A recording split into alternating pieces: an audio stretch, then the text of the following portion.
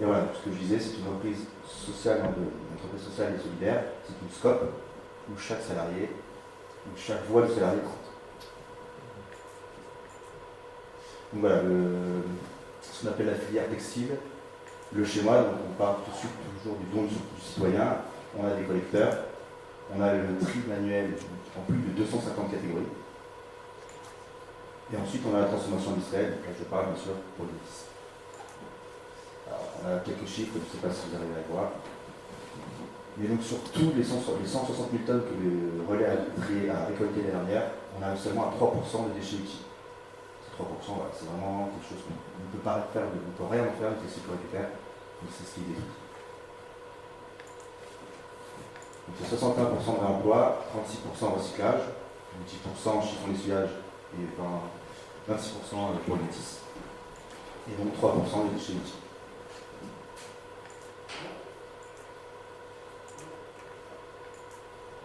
Oui. Ah, donc voilà, maintenant on va parler un petit peu plus du métis. Donc le métis, isolation coton, issu du recyclage de jean, à 90% de jean, c'est ce qui donne une couleur bleue. C'est pas un colorant comme évidence, c'est la couleur naturelle du métis. Donc on parle souvent du développement durable. Nous, le métis, on est vraiment au cœur du développement durable. On utilise vraiment les 3 piliers du développement durable.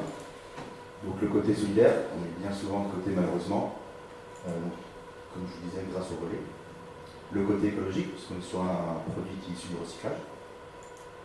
Et sur le côté performant, puisqu'on a un produit qui est aujourd'hui reconnu, qui est industrialisé, qui est certifié, qui a toutes les aides techniques données par les laboratoires et par le grand CSCD.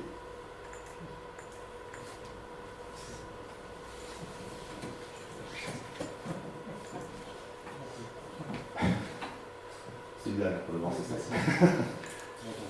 Donc voilà, on parle toujours aussi de produits localement, de produits français. Tous les biosourcés desquels on a parlé font partie des produits fabriqués en France. Le métis fait partie de ces produits collectés et recyclés en France.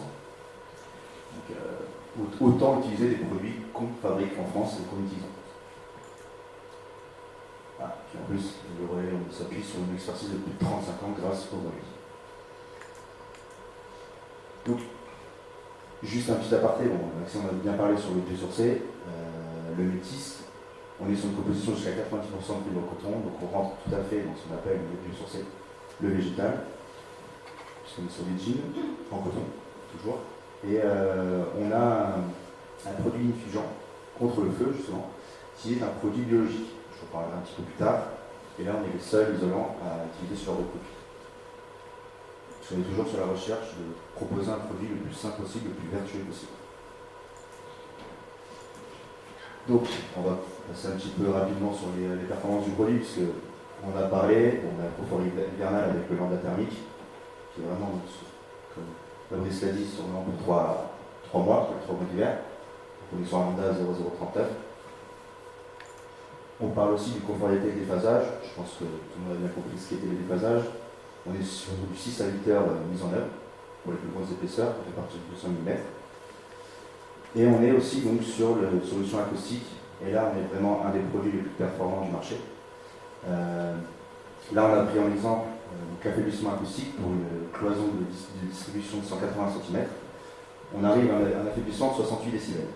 Ce qu'il faut savoir, c'est qu'aujourd'hui, les produits que vous connaissez, la laine de verre, la laine de verre communique sur le même affaiblissement acoustique, mais sur une SAD en 220. Donc on arrive au même affaiblissement sur une SAD en 180. C'est-à-dire qu'on fait gagner 4 cm sur la paroi. Prenons un appartement moyen de 60 m², ça vous fait gagner 1 demi-mètre carré. Ce qui n'est pas négligeable. Donc, on a donc la capacité hygrométrique du produit, comme les autres biosourcés. On a une tenue mécanique là aussi, on n'a pas très souvent le temps. On a tous vu comment une laine de verre ou laine minérale on va dire, se dégrader dans le temps. Un des gros points forts justement des biosourcés, c'est leur tenue mécanique dans le temps. Et on a des produits qui sont donc pas certifiés, mais qui ont été dans les laboratoires avec une durée de vie de plus de 50 ans. Et donc on a un produit qui est traité durablement contre le feu. Encore une fois, là aussi, un des gros points forts des biosourcés, c'est sur le confort de pose. Là aussi, le métis, bon, je n'ai pas d'échantillons, enfin, ils sont sur la table là-bas, ils sont non irritants, vous pouvez les toucher. Les artisans qui le posent sans masque, sans gants, ils sont non allergènes. On n'a pas de produits chimiques, ils sont garantis sans sauver. Donc, je ne sais pas si vous savez comment on peut avoir ce label, mais parce que tous les isolants aujourd'hui ont ce label à plus. En fait, il faut être sous un certain seuil. Le seuil, c'est 1000 microgrammes par mètre cube. Donc, si un isolant, ou même un produit, arrive à 980 microgrammes par mètre cube, il a le label à plus. Nous, les biosourcés, on est vraiment plutôt sur du très très bas. On milite un peu pour un label A++. On a un produit qui est une maison spongique contre les champignons, classe 0. On a un produit issu du recyclage et qui est recyclable par la suite. Comme aussi là, un autre point fort des biosourcés, on parle beaucoup de déconstruction aujourd'hui. Ces matériaux-là sont réutilisables par la suite. Et donc, il y a un isolant qui est utilisé pour tout bâtiment, en sous-toiture, en rampant, mur extérieur, en cloison, ossature bois, ossature métallique. Voilà, c'est un petit tableau pour si on veut respecter les différentes réglementations thermiques du 2012, le minimum. On peut aussi utiliser le métis pour faire des maisons en basse consommation, ou aussi faire des maisons à économie positive, à énergie positive. Voilà.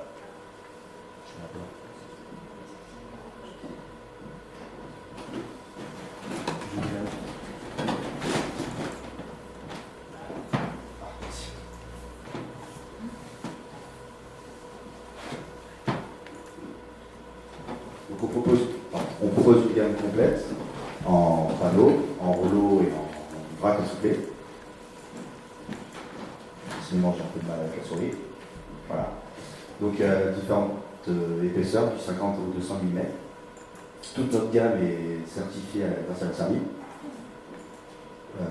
On a donc, les aides techniques vues encore une fois dans CCB, en mur, toiture et en comble perdu.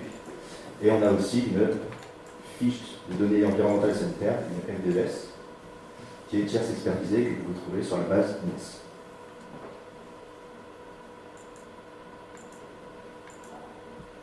Un petit focus justement sur le fait qu'on a un produit qui est sain, qui est un produit sans organismes volatiles, c'est que notre coton recyclé, notre jean qu'on collecte, c'est des textiles en fin de vie, c'est-à-dire qui ont été mis, qui ont été lavés des dizaines et des dizaines de fois.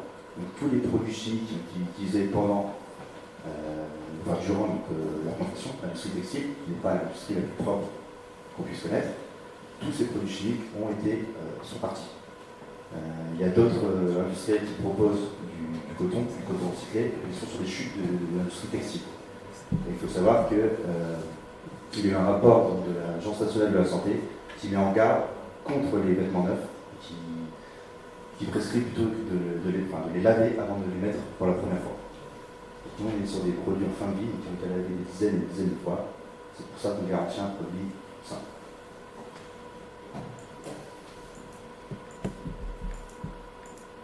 Voilà, donc ça c'est notre traitement feu, sur lequel je voulais revenir. C'est que lorsque le produit est défibré, on le plonge en plein bain, ce qui permet un traitement au cœur de la fibre. Ce n'est pas juste une vaporisation du produit sur le dessus. On a vraiment le traitement au cœur de la fibre. Et on utilise donc sans sel minéraux, sans sel de bord, sans sel d'aluminium. On utilise des produits biologiques issus de la biomasse. Bon, c'est rapide. Et donc, grâce à ça, on a eu un prix, on a eu l'award au salon Positive à Lyon pour la catégorie bâtiment performant. Alors, justement, grâce au relais, on est un produit qui peut faire partie de ce qu'on appelle les achats socio-responsables. Donc là, je pense que ça va vous parler. Le relais, donc un règlement ESUS, et le métis